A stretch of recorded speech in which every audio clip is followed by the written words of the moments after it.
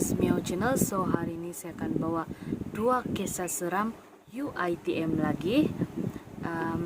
Dan kali ini saya dapatkan perkongsian dari People UTMI, Nizam Frey, Chocolate Banana. Oh ya guys, sebelum saya mulakan cerita kita ini hari, saya mau bagi tahu kamu boleh hantar cerita seram kamu di email yang ini. So nanti saya akan baca di channel ini. Without any further ado, let's get into the story. Kisah yang pertama ini adalah lift menara UiTM. Menurut sumber, kisah lift berhantu ini berlaku di menara UiTM Shah Alam berdekatan auto televisi B dengan bank. Dengar cerita, kisah ini banyak berlaku semenjak UiTM siap dibina hinggalah sekarang.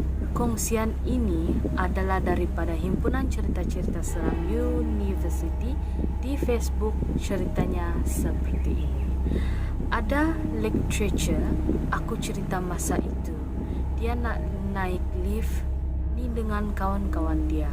Dorang ni nak pergi ke tingkat 6. Apabila lift itu bergerak, lift itu terus pergi ke tingkat yang tidak diketahui. Aku tak nak beritahu tingkat berapa, nanti korang pula yang seram.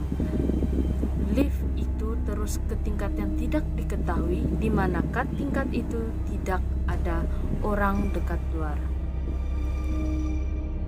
Ruang tu dikosongkan oleh pihak UiTM atas sebab tertentu yang tidak diketahui kisahnya.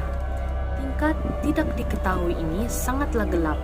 Lecturer aku confused sebab kenapa lift tu berhenti ke tingkat tak diketahui itu.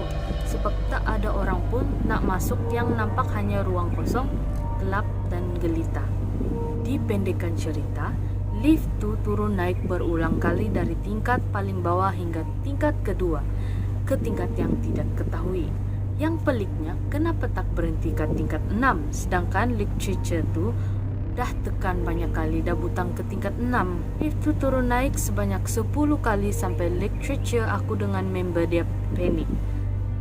Ya, sampai dia panik sebab time tu dorang dah dapat agak apa yang berlaku seterusnya. Akhirnya selepas 10 kali dorang turun naik, lift tu berhenti juga ke tingkat 6. Banyak dah kisah pelik kat lift tu. Ada student cerita dia pernah naik sama-sama dengan perempuan yang pelik. Perempuan tu turun ke tingkat yang tidak diketahui tersebut. Kawasan tersebut adalah sangat gelap dan tidak ada laluan di situ. Soalnya kat sini, siapa perempuan tu? Dan apa yang dia buat di situ? Ada lagi satu kes student perempuan kena histeria semasa tengah naik lift. Akhirnya dia ditemui sedang meracau dalam lift bila lift itu turun ke tingkat bawah di mana ramai warga UiTM sedang menunggu naik lift. So guys, cerita yang kedua ini adalah Melati. Melati ini dikatakan memang popular dalam kalangan pelajar UiTM Sabah.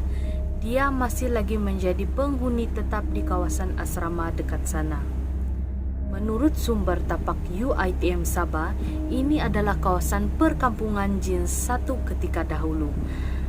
Pihak UiTM telah membuat satu perjanjian dengan jin di sana. UiTM boleh membina di tapak tersebut dengan 3 syarat yang mesti dipenuhi dan tidak boleh dilanggar. Senang cerita, 3 syarat ini adalah yang dilarang dibuat di kawasan kampus tersebut. Kalau tidak, penghuni UiTM akan dapat balasannya. Macam mana kisah Melati ini wujud? Menurut senior-senior yang terdahulu, Melati ini merupakan roh pelajar perempuan yang telah membunuh diri dengan menggantung diri. Tapi ada juga yang cakap Melati potong urat nadi di tangannya dan bersembunyi di dalam almari supaya tidak diketahui oleh sesiapa. Macam-macam versi diceritakan tentang cara Melati ini bunuh diri. Tapi realitinya dia tetap mati dan menjadi roh yang menunggu setiap pelajar di asrama UiTM Sabah. Selalunya dia akan mengacau bila exam dah nak dekat. Dulu, pelajar perempuan pernah tinggal di blok B dan C. Tapi sejak peristiwa histeria yang berlaku banyak kali, semua pelajar perempuan dipindahkan ke blok D dengan E, F, dan lelaki pula ke blok B dan C. Lepas tu, setiap tandas di blok B dan C tidak mempunyai cermin telah dicabut oleh pihak asrama. Menurut mereka, ada pelajar lelaki yang ternampak bayangan perempuan melalui cermin tandas. Setelah diperiksa berulang kali, mereka tidak menemui seorang perempuan pun. Jadi kita cuma akan nampak melati melalui cermin je lah. Ada cermin atau tak, dia tetap akan ada kat situ ya guys.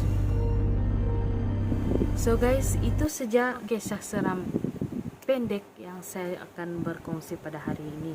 Thank you guys for watching this video. Jangan lupa subscribe dan like channel ini karena itu sangat membantu ya guys, support YouTuber pemula.